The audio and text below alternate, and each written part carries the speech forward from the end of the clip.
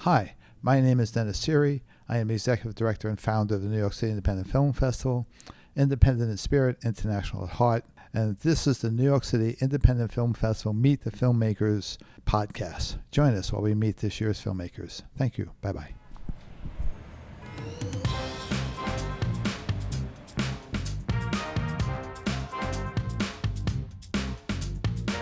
Hi, in this episode, we're here with Nejma. Hello, Nejma. Welcome. Thank you for joining us. Please Thank you for introduce having me. yourself.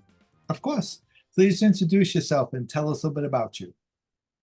Sure, my name is Nejma Nefertiti. I'm a hip hop artist from Brooklyn, New York, with Iranian, North African, and Indigenous American roots. And I utilize hip hop and technology as cultural weapons of empowerment, as an art equals politics social justice educator. I also design streetwear and make natural perfumes and work with youth and young people, teaching hip hop roots around social justice issues. Okay, great. I guess, are you a film? Would you consider yourself a filmmaker or would you consider yourself a hip hop? Because my first question is, what made you decide to become a filmmaker? So I guess you can Right. answer that any way you want. No problem. I thought about that question. And, I never really considered myself to be an actual filmmaker. I feel like, each craft is kind of to be respected. So it's like I would have to do more work to go around saying I'm a filmmaker. But what made me want to shoot film and direct and edit, was adding that element to my music videos. I wanted to tell a story with my videos instead of just kind of standing in front of something to look cool. I really wanted to start to tell the story behind the songs. So I began to think of the whole thing like, well, use what I have. So I started to shoot, videos with my iPhone. Mhm. There was a brother that I collabed with a long time ago, a few years ago. And he did it and he really inspired me to start doing it. And I realized, the power that I had in my hands with using what I do have. And it's I've been learning a lot in that process over the last few years, and it's been incredible. I can say I consider myself a guerrilla filmmaker. I'll say that. Okay, that's great. It's a good kind of filmmaker to be. All right. So how long have you been doing film? How long has this been that you've been doing film? This has been in the last 4 or 5 years where I've been really learning and just about lighting and placement and movement. So yeah, I would say the last 4 or 5 years I've been experimenting with that and telling stories. That's great. And how did your friends and family, when you first said, okay, I'm going to become a filmmaker, I'm going to become an artist, what was their response? Was their response, well, you have to have a degree first before you can do anything else? Or were they, okay, great, if that's what you feel like doing, do it. What did you get? Well, I was really blessed to have a mother who was a poet. May she rise in power because she transitioned to the realm of the ancestors, but she's still with me watching, and she was my number one fan. She got me into reading and writing and art. And, I think that she always kind of supported what I wanted to do. She was really happy that I was into education, but she was also really supportive of my artistic work, and she was really proud of me and impressed. I have a really small family, but I can say that I've been blessed in that way where they all support me and love what I do and really want to show up for me. That's great. Congratulations. That's proud to Thank have you. you. I guess my next question is, do you have your own tribe, your own village of people who support you, who you see, who are your artistic support group? Do you have that where you live?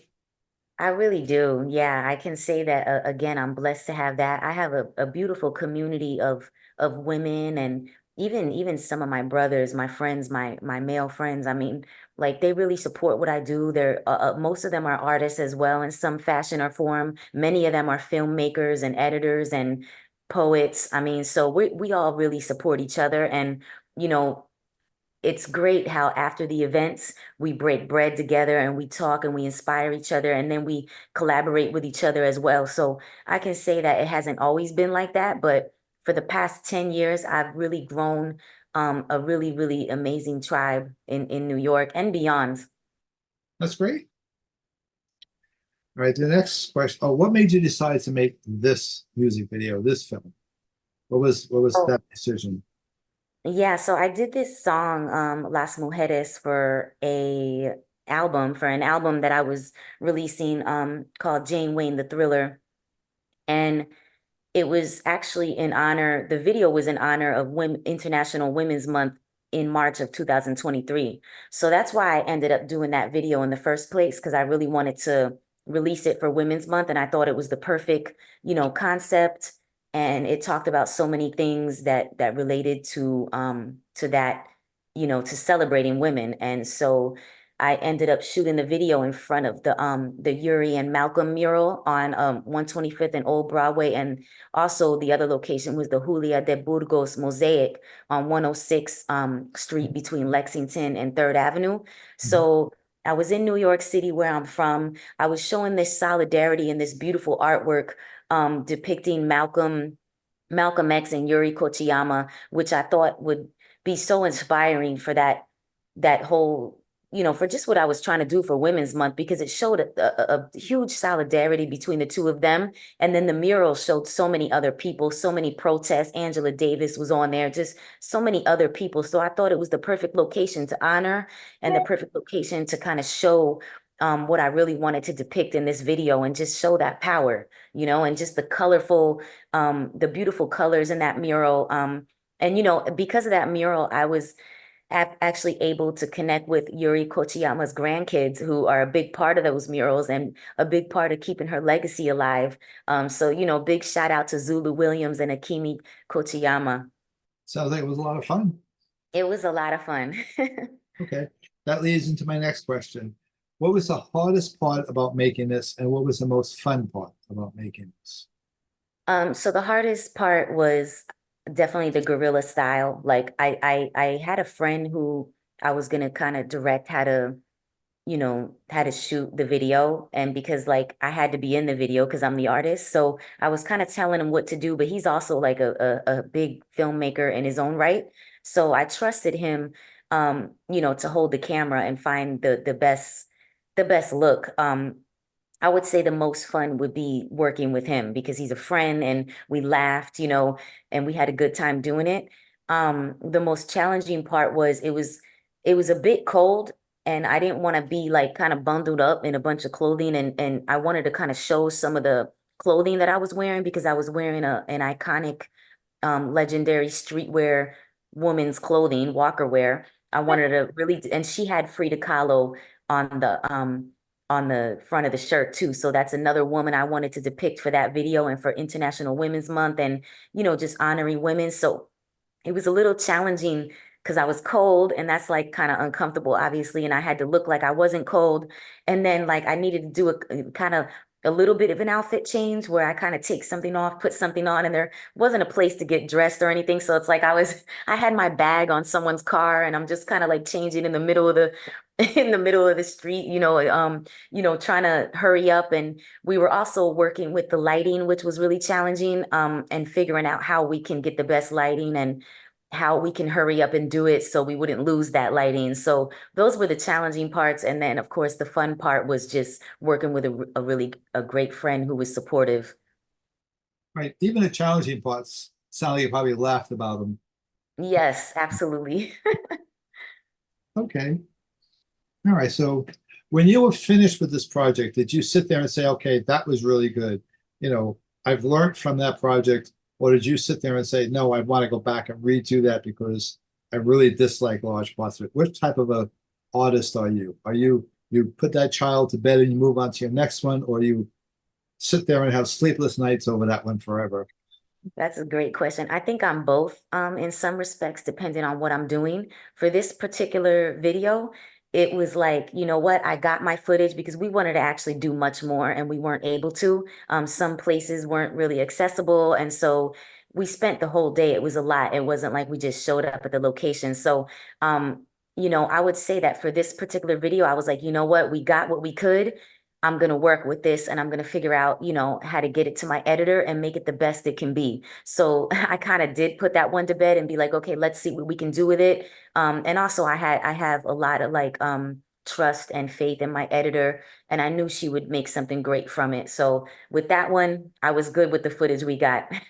I'm the agonized forever type. Anyway, hmm I know that way too though, because it's like sleepless nights. I totally get it. It's like I should have did this. Now I can do this, you know.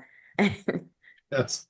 All right. Now we all know that in the indie world, we're not going to buy mansions and private jets from doing this, but we do it because we love it. What would you consider success in the indie world? I think that success to me in the indie world, and I think I would say I succeeded because I can be myself. I can be authentic to who I am. I can um, execute my ideas and have support in doing that. And I can travel the world and do that, you know, and just like really find inspiration to make new art and sustain myself. Mhm. Okay. So somebody comes along and says, "Hi, Aunt Nazma, I'm going to be a filmmaker just like you." What do you say to him or her? I would say that you have to have patience, self-determination, and you have to be ready to fail. And you have to be ready to learn and regret some things and do better next time. That's good advice. All right. I mean, that's it for the questions. Do you have any final words or thoughts you want to put out there into the world? I just want to say, you know, I'm so blessed to be included in this film festival. This is what we do this for. It's so inspiring and it really gives me, you know, the life force to keep going. And I'm just really excited and I appreciate this. Well, you're welcome. And thank you for sending your movie. Without your movie, we wouldn't have a festival. All right. So, Jess, I'm going to throw this in there, a little plug. Friday evening, June 7th, at the New York City Independent Film Festival, which will take place at the Producers Club at 10:15 will be the music video section. So join us.